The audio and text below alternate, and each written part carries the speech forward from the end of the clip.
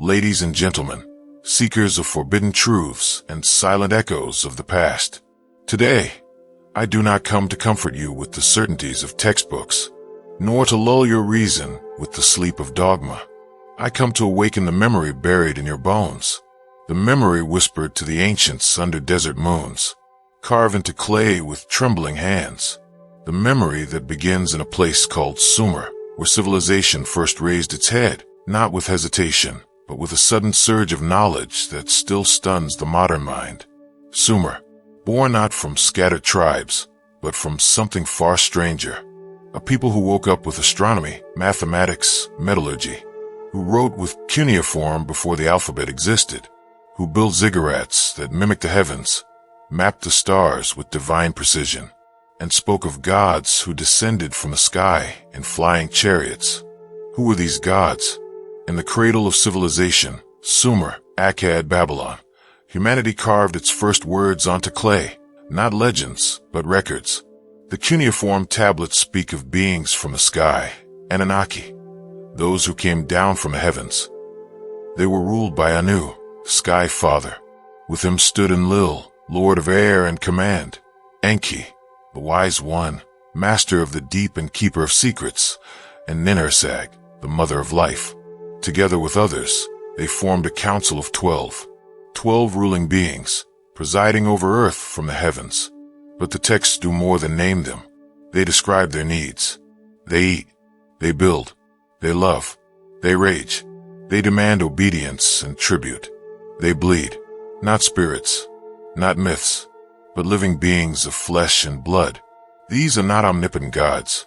They are advanced beings, immensely so, but beings nonetheless. Some radiant, some monstrous, all-powerful, and above all remembered, not as metaphors, but as rulers, architects, teachers, and sometimes tyrants. How does one explain the sudden emergence of writing, mathematics, astronomy, irrigation, medicine, and laws in ancient Sumer? Within a few generations, humans went from tribal existence to complex city-states. We didn't stumble into civilization, we were led. Sumerian records like the Enuma Elish, Atrahasis, and the Epic of Gilgamesh describe not only the Anunnaki's arrival but their role in teaching humanity. These were not idle myths, they were lineages of instruction, knowledge passed from gods to man. So we ask, were we remembering real teachers, real benefactors, or real overlords? Let us not deceive ourselves. The records are not vague. They are precise, obsessive in detail, consistent across millennia, and not only in Sumer, in Egypt, in India, in Mesoamerica, in Norse sagas and Aboriginal Dreamtime. The names shift, the faces change, but the story stays the same. And that, dear listener, is where we begin, not with speculation, but with pattern. It began with a question that refused to die. What if the gods of ancient myth were not gods at all, but visitors from the stars? In 1968, a Swiss hotel manager named Erich von Däniken published a book that would ignite the world, Chariots of the Gods. A question disguised as a title, but beneath it, a seismic idea. What if the great monuments of Earth, those enigmatic megaliths that defy time and reason, were not the work of primitive hands, but collaborations between humanity and something otherworldly? Von Däniken showed us the impossible. He showed us the Nazca lines, vast geoglyphs stretching across the Peruvian desert, perfectly visible only from the air. What purpose could such designs serve to a ground-bound culture? Runways? Messages to the sky? He brought us to Giza, where the pyramids align with Orion's belt, built with blocks so massive, so precise, that modern engineers still wonder aloud. How? To Mesopotamia, where ziggurats rose as layered stairways to the heavens, and where ancient kings described beings in flying machines, descending in fire and thunder, leaving instruction and law in their wake. He drew lines between cultures that had never met, yet carved the same gods into stone, beings with wings, helmets, rods of power, not imagined in the fog of dreams, but described with the clarity of memory. Von Däniken's work, ridiculed by academics, beloved by millions, was never the final word, but it was the awakening, The reignition of a question buried beneath centuries of orthodoxy. Were we alone in our rise? Or were we helped, perhaps even made? Across the continents, across the seas, across the sands of time, a singular pattern emerges, dressed in many names. In Sumer, they were the Anunnaki, those who came from the heavens to earth. In Egypt, they were the Withdrew, gods of wisdom and war, order and chaos. In Greece, the Olympians ruled from a mountaintop, led by Zeus and torn by rivalries. In India, the Devas and Asuras warred with celestial weapons that scorched the sky. In Mesoamerica, sky people descended, Quetzalcoatl, Kukulkan, and others, bringing law, calendars, knowledge, and demands for blood. Different names, different tongues, but the blueprint is the same. A pantheon of higher beings, a chief father figure sky-oriented, like Anu of Sumer, Zeus of Greece, Indra of Vedic lore, a stormbringer often wrathful, Enlil, Thor, Tezhub, a wise trickster or benefactor, Enki, Prometheus, Thoth, or Quetzalcoatl, and behind them all, the silent councils, the 12, the watchers, the judges, always 12, echoing across cultures, without contact. This is not coincidence. This is not imagination run wild. This is memory encoded in myth, stained into the collective human mind. The Book of Enoch, banned from the biblical canon, speaks of the Watchers, angels who descend to earth, take wives, and teach forbidden knowledge. They are punished for corrupting mankind. Compare this with the Anunnaki. Some break ranks, teaching too much, mating with humans, defying heavenly decrees. Same story, different names. In Enoch, these beings dwell on Mount Hermon. In Sumer, the gods build their ziggurats, mountain-like temples reaching to the stars. The pattern returns. Consider the flood.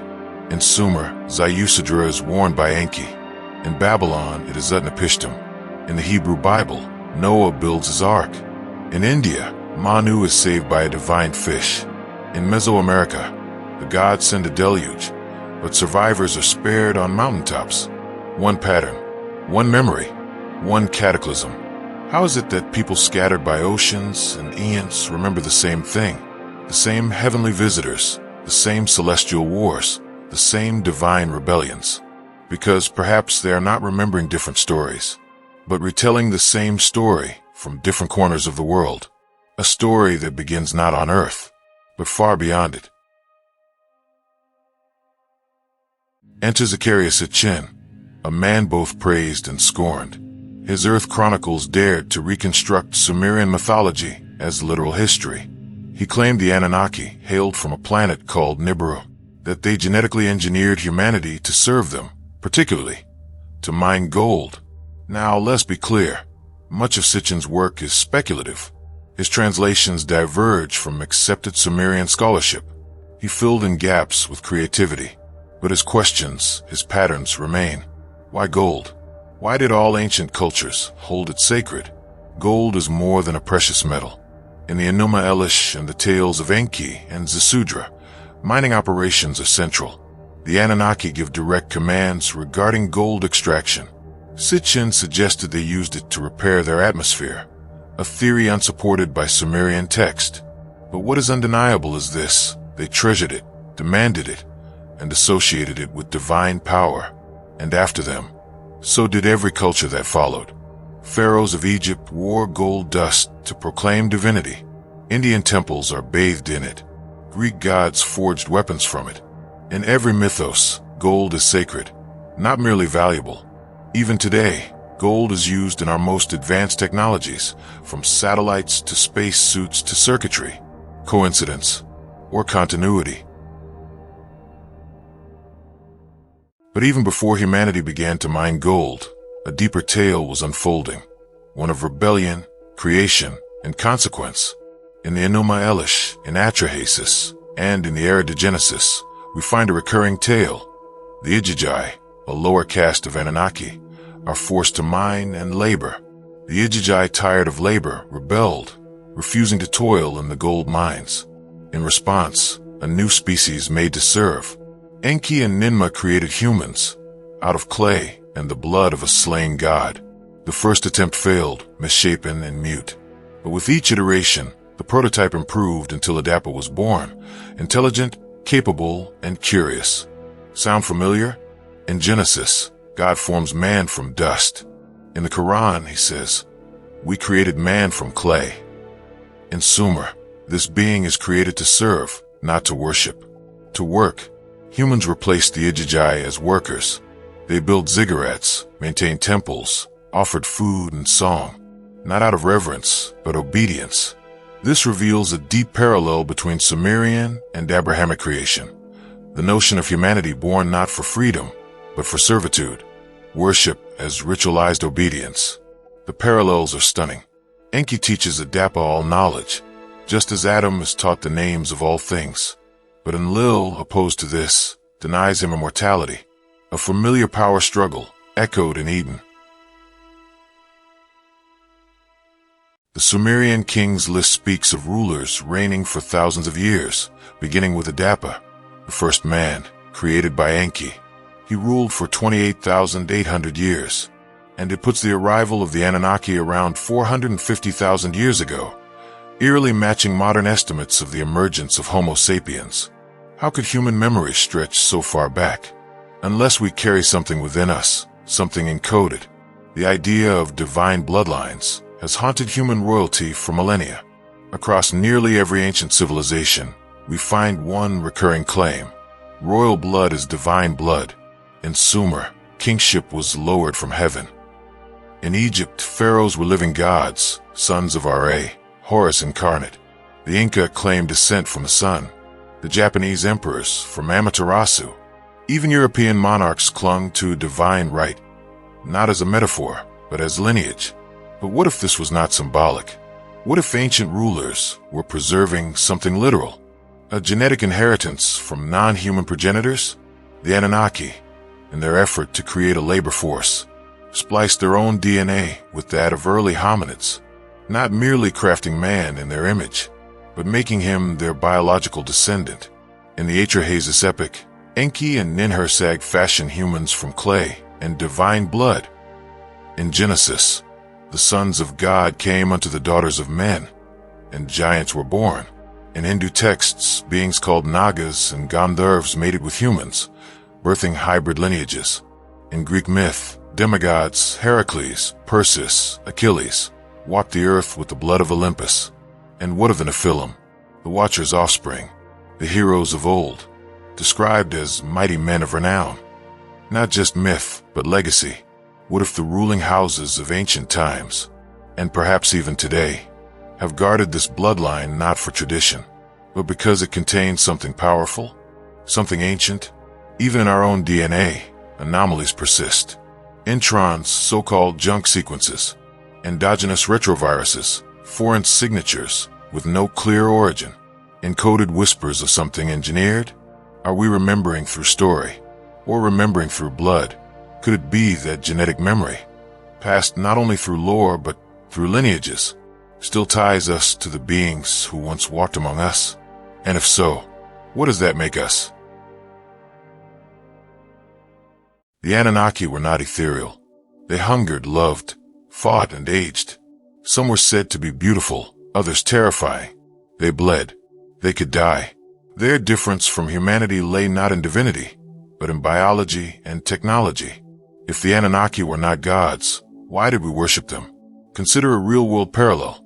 During World War II, the Asma people of Papua New Guinea witnessed cargo planes dropping supplies. Unfamiliar with flight or radio, they believed the planes were gods. They built bamboo replicas of airplanes, imitated radio calls, and formed cargo cults, waiting for the return of the sky gods who brought abundance. Now transpose this to the ancient world. A being arrives in fire and thunder, heals the sick with touch, commands floods, and carves mountains. What else could ancient people call them, if not God? As humanity grew in knowledge, we challenged the gods. In the Sumerian flood myth, Zecharia is warned by Enki. In the Akkadian version, Utnapishtim. In the Bible, it is Noah. The gods, or God, flood the earth to silence the uprising of man. The story is the same. across cultures, across continents. After the flood comes the Tower of Babel, a monument of pride. Enlil is enraged. The gods scatter mankind and confuse their languages. Myth or memory, floods, sky beings, sacred gold, cosmic wars, and forbidden knowledge. Every culture sings the same song. 3 supreme deities in Sumer, Anu, Enlil, Enki. 3 in Hinduism, Brahma, Vishnu, Shiva. 3 in Christianity, Father, Son, Holy Spirit. 12 Olympians, 12 disciples, 12 Anunnaki council members. Coincidence or convergence? Floods, sky beings, sacred gold, cosmic wars, and forbidden knowledge. Every culture sings the same song. We remember, but in fragments. Sumerian texts do not present a peaceful pantheon. Enlil and Enki feud constantly, one stern and authoritarian, the other kind and cunning. Then comes Marduk, Enki's son, ambitious. He challenges the old guard. Some scholars link his rise to the Babylonian takeover of Sumer. Others see more, celestial coup. Ancient texts hint at cosmic wars, weapons of terror, and smoking skies. Is this allegory? Or are we reading the remnants of ancient warfare? In Mahabharata, gods wield weapons of blazing suns and iron thunderbolts.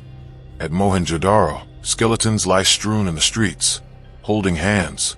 Radioactive traces found in the soil. In the Sinai Peninsula, scorched ruins melted as if by heat beyond comprehension. Did the gods wage war not with swords, but with science? Is Earth itself their battlefield?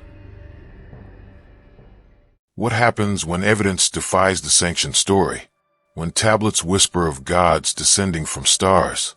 When megaliths speak in geometry no primitive hand could shape?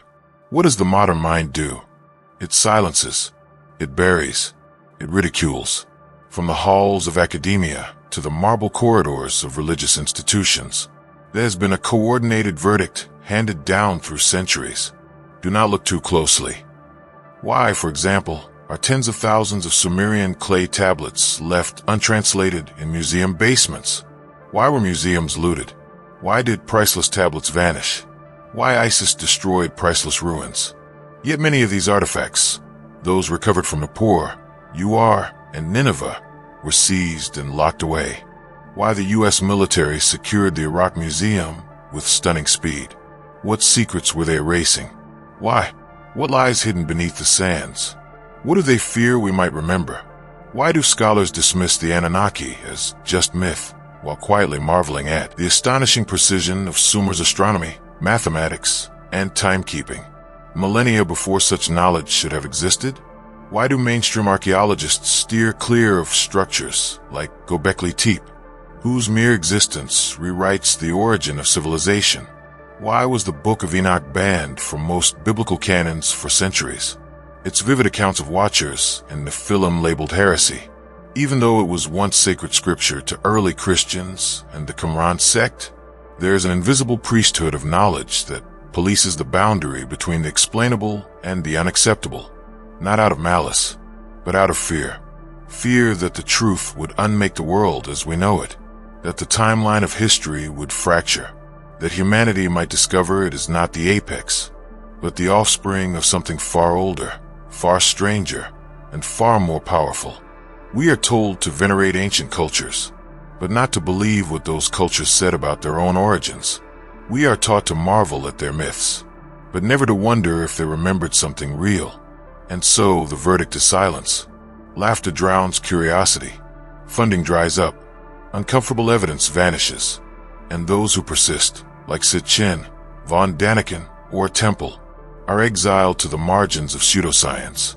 Yet still, the stones cry out. The myths endure. The watchers still watch. But the silence is not the end of the story. For even in secrecy, the watchers endure, and every so often, a crack appears in the wall.